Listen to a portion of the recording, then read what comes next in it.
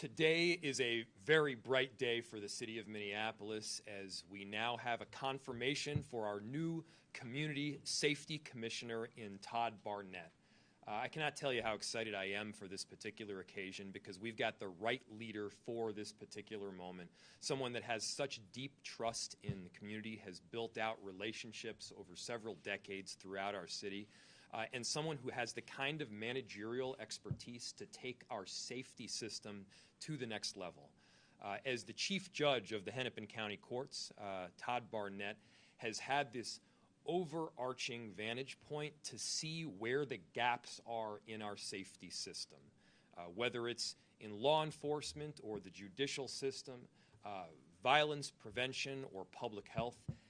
This is an individual who has been able to oversee the whole system and now is coming to Minneapolis to serve. I think service is one of the most important words that part of this call to join our city and to take up this role as commissioner.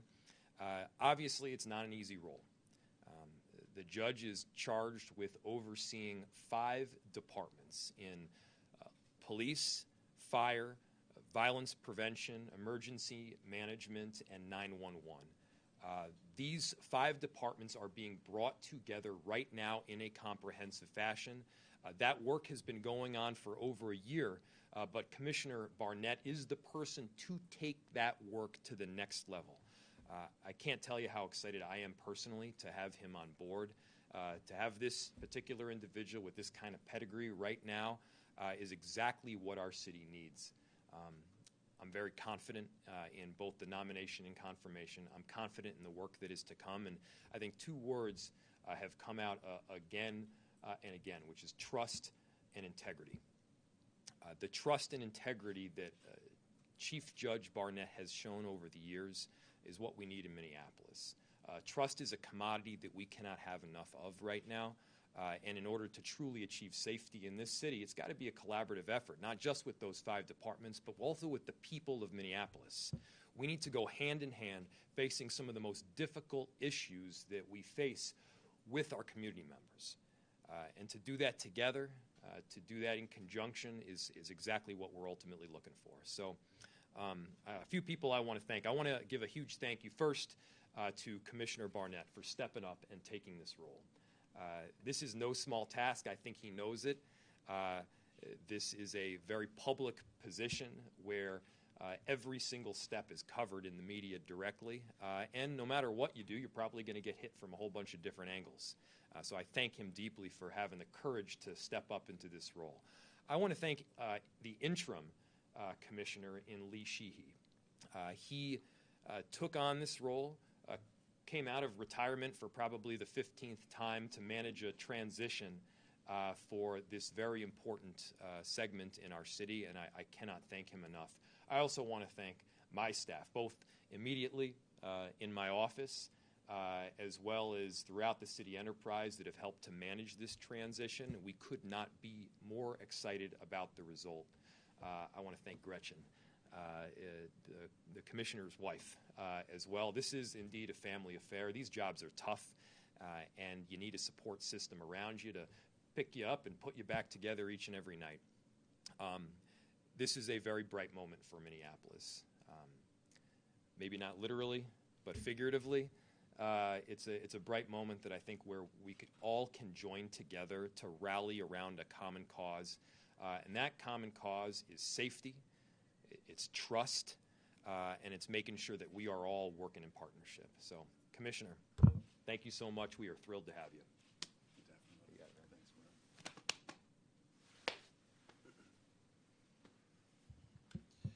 Well, I don't know where to start. I'm just so excited to get started and start tackling a lot of these hard issues, start some new partnerships, improve some partnerships. But the most part, I think just it's overwhelming the support that I've had from the mayor, from his staff, the support from the council today, the number of community members support who've stopped and talked to me. Some have called, text, and emailed. Last night I was at the Minnesota Business Partners, I think is the name of the event, at the convention center, and so many people there were just talking about the importance of this role and what it means to Minneapolis. I am so excited to get started. I just love this city so much. So thank you. Thank you. We'll open it to questions. So, Commissioner, we know this process under the consent decree will last for many years here. Can you make a commitment to making any progress or, even things that don't look so good transparent for the public and for the media during this process? Well, let me start with this. We have the settlement agreement with Human Rights Department already. We know that we'll have a consent decree coming from the Department of Justice. Both of those will require transparency because we'll have deadlines to meet. We'll have compliance requirements. And because of that, we'll have transparency and we'll have accountability. So to your point, there'll be transparency. There's no way that we can't have it because we'll have those. But just as a basic principle, and I've said it already out in the 2 community engagement events that we've had, we will have transparency. And if there's moments in which, for legal reasons, I can't tell people what's going on, I'll say I can't tell you. But we will have transparency and accountability. Will you have some kind of a weekly, or in terms of transparency, meet with the media and talk about what you're doing, or maybe not weekly, but you know what I mean? More than in a spot news situation, more of just an ongoing conversation to get the information out.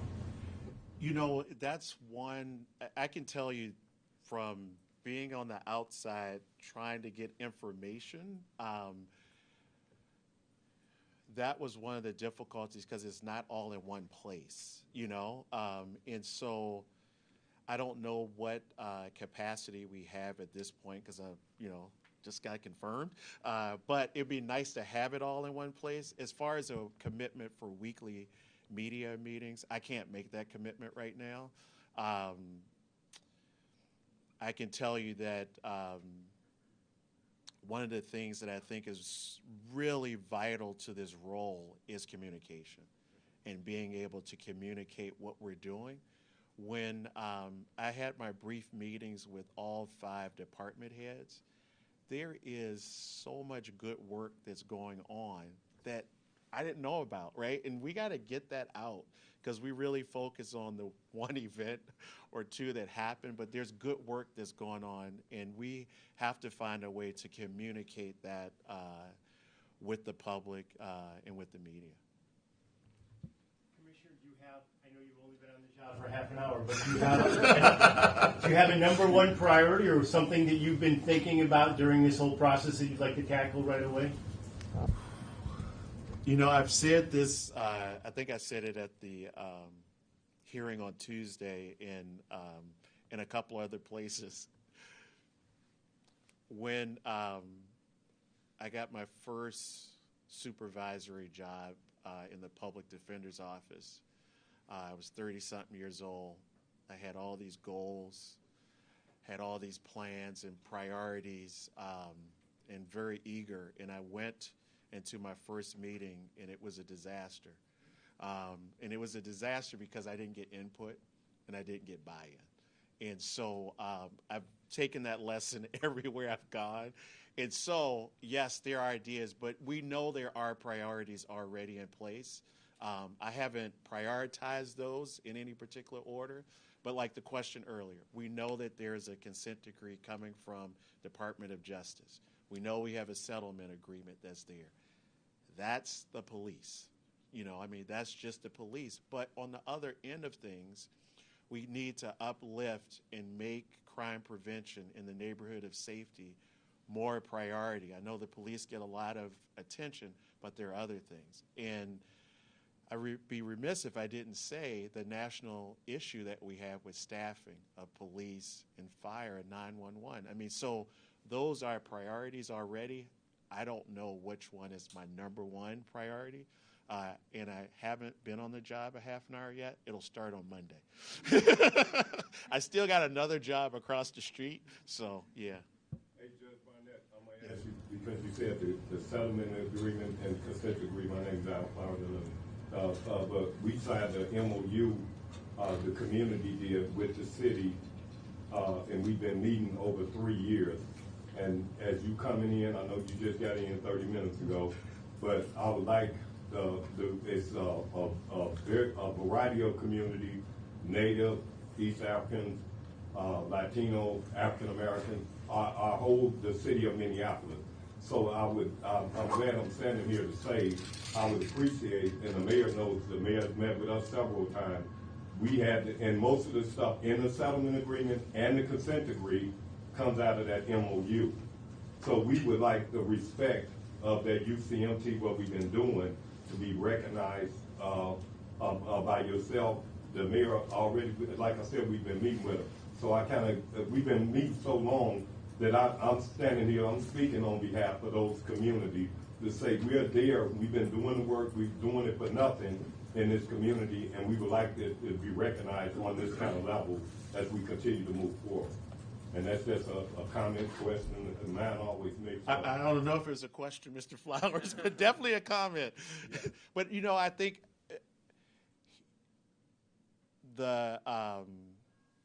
since the mayor nominated me, I have been invited to attend community meetings. I've been invited to walk with some of the folks who are doing crime prevention. I've been invited by council members out to their wards, to meetings. And Mr. Flowers, I can tell you that I believe part of my role is getting out in the community. I think that it's important that we recognize the good work that's being done. I think too many times we just focus on the negative parts of what's going on, but I do think it's important to acknowledge the really good work that's happening in the community. Commissioner, taking a look at your perspective right now as a chief judge, how do you think that will impact how you approach your position rather as a commissioner?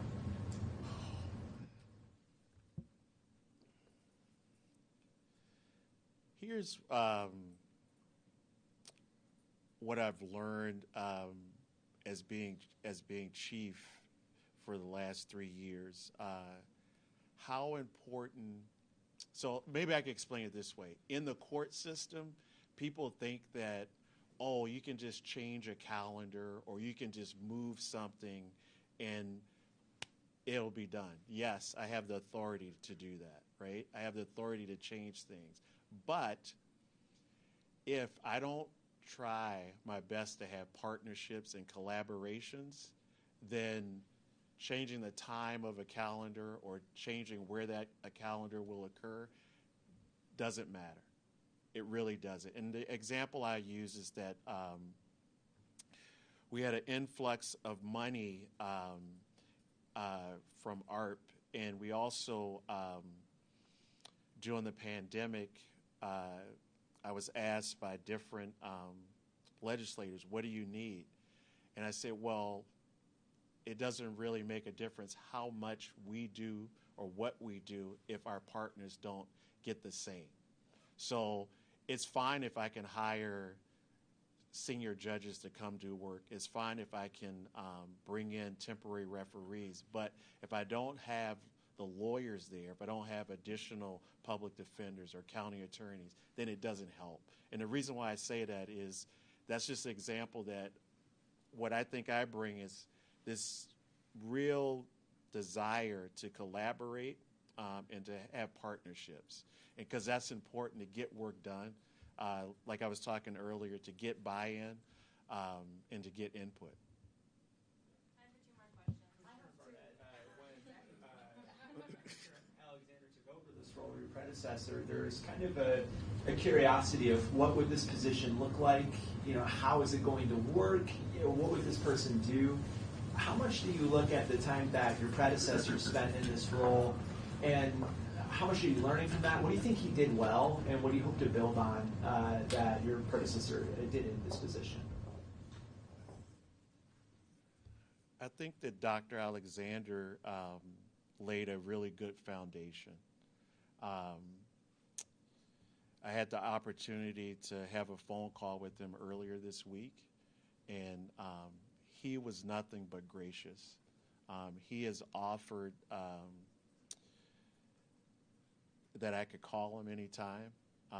He's given me some personal advice and some professional advice about being in this role as a black man that no one else could do. And so I say that really is to say that I was hesitant to call, and he was just so gracious about the phone call and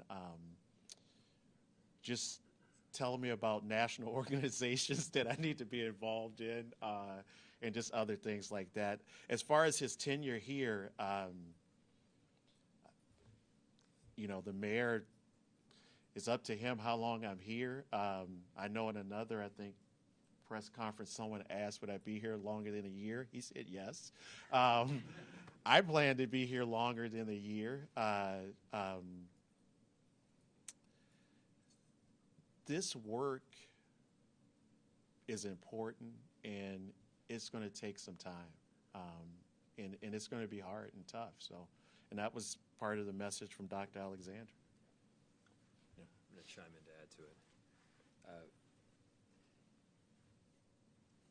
it. Commissioner Alexander came in, and I strongly believe was the right person at that time to lead these 5 departments. He came on at a time when crime was very high, specifically violent crime, and worked collaboratively to help drive that crime down. I can't thank him enough for his role there. And at the same time, there's also a next phase for what the Office of Community Safety looks like. And to a certain extent, you learn about what you want once the position has been created and it's been functioning. And I can tell you that Commissioner Barnette meets not just the criteria, but the value system that we're going to need going forward. And so I'm forever grateful for Dr. Alexander, and we've got a next phase here that I'm really optimistic about. Okay, thank you so much, Commissioner. Congratulations. I was wondering, first one really quick, just can you lay out what happens to the job you'll leave behind? Like, what is the process for that? And then I've got another question. Yes, and I failed to tack on one other piece, which is it is my intention to have Commissioner Barnette on board for the long haul. This is a person that is going to be transforming our system of community safety, is going to be integrating these 5 departments. None of this work can happen overnight, and so it's going to take a whole lot of work. And he is my pick to do that work for the long haul.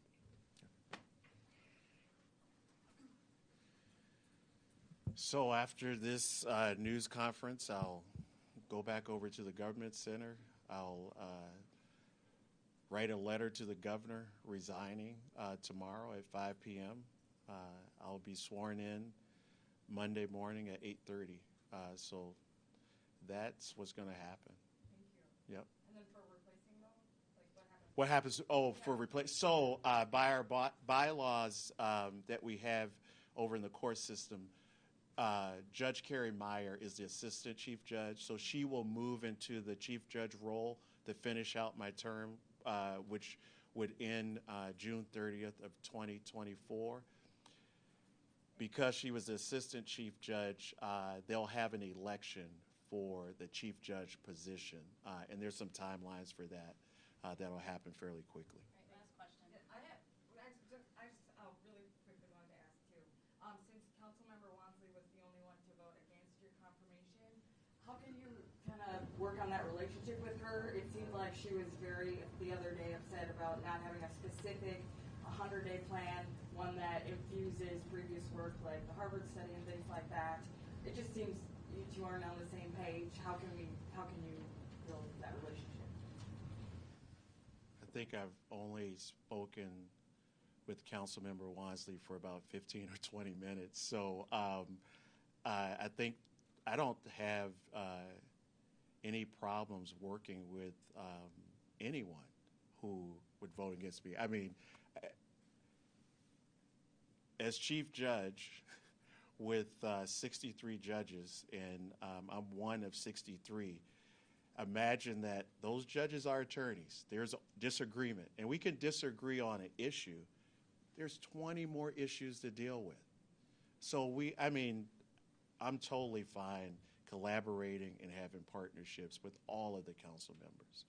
I know they all have their views on community safety, and I want to work on it with everyone. Last question.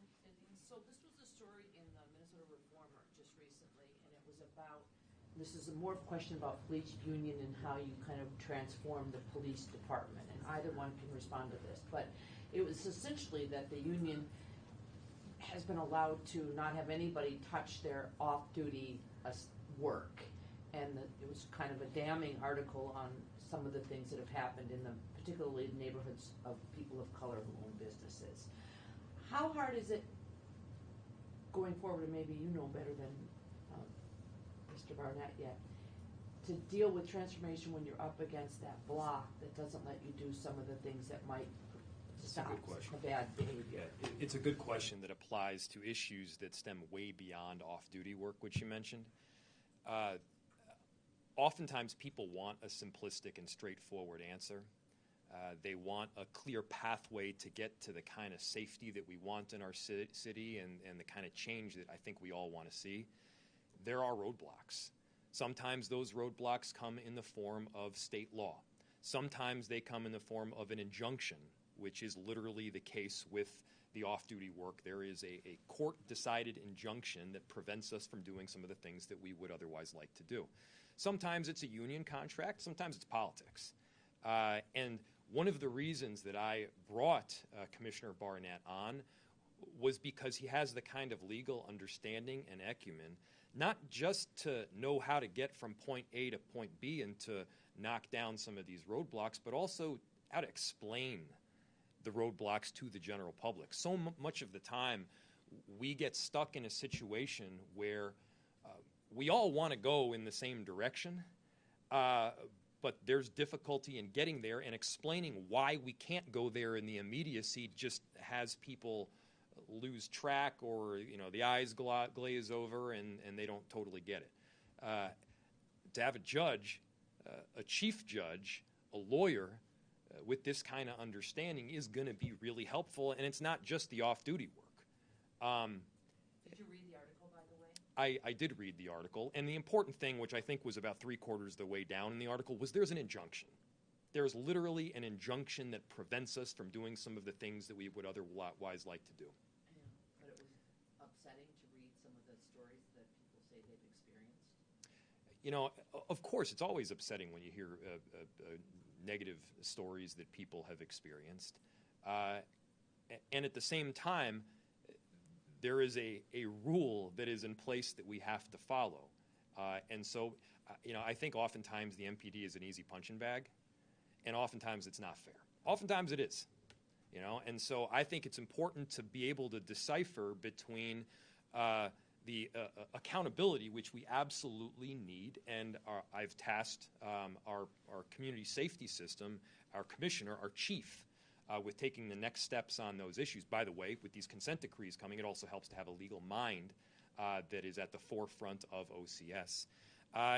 And at times, there are roadblocks in place that are beyond our immediate control. So to have someone in the spot where they can sort of see the whole picture, bring the parties together, work with judges, work with the state of Minnesota, work with Hennepin County and their whole social services program, and work with these 5 departments that he's directly charged with having them report to him, that's the way you ultimately get the job done. And so my ask to all of you is, as is always the case, we don't just run with the hot story. Get the whole thing. Because oftentimes there is a deeper reason why we need to do the things that we got to do. One other example, which I'm sure you've seen constantly, and the soon-to-be commissioner has pointed out, is sometimes we literally can't talk about something. It's frustrating to you. It's more than frustrating to me, because I believe we make the right calls on how to move forward in terms of, for instance, accountability. But there are laws at the state level that say if we talk about it, the decision that we make is likely going to get overturned. It's likely going to get overturned. And so the same people that are shouting for more accountability, rightfully so, would also be very frustrated with the outcome if we gave them what they wanted to have, which is more information. I mean, I've said this before, there's every political incentive for me to give you more information. But it's the wrong thing to do at times. And if we are our goal here, and I know the commissioner's goal, is to develop that trust, keyword trust. You develop the trust up front. We develop the trust with all of you so that you know when we have information that we're able to provide transparently, good, bad, ugly, and everything in between, we're going to get it to you. When we can't get it to you for legal reasons, you also understand that this is not some sleight of hand and this is not hiding something behind our back. We really can't get it to you at that moment. And so those are kind of the complexities of the job and the complexities that I know that our commissioner is up to. All right, thank you guys. Thank you, everybody. Thank you so much. Commissioner Todrick or Todd? Which do you prefer? Todd is fine. Can I get a quick picture with you, Judge, and the mayor, or y'all leave? Hey, will you take a quick picture? Then we gotta go. We got meetings. I know everybody always run. So we just want a picture. You got it. Yeah. Let's do it.